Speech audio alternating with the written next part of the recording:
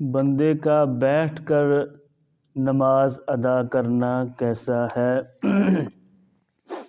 بندہ اگر بیمار نہیں، صحیح تندرست صحت مند ہے تو بندے کو کھڑے ہو کر ہی نماز ادا کرنا چاہیے، جیسا کہ صحیح سنن ابی داؤد کی حدیث نمبر 951 ہے۔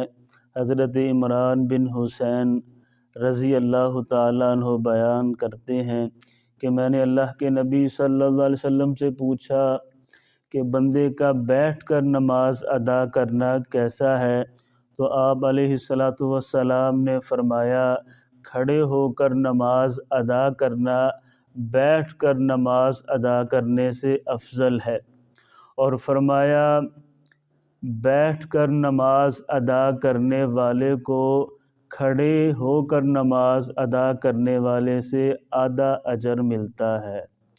تو اس لیے اگر بندہ صحت مند ہے، تندرست ہے، کھڑا ہو سکتا ہے، کھڑے ہو کر نماز پڑھ سکتا ہے، تو بندے کو کھڑے ہو کر ہی نماز ادا کرنی چاہیے۔ واللہ اعلم بالصواب۔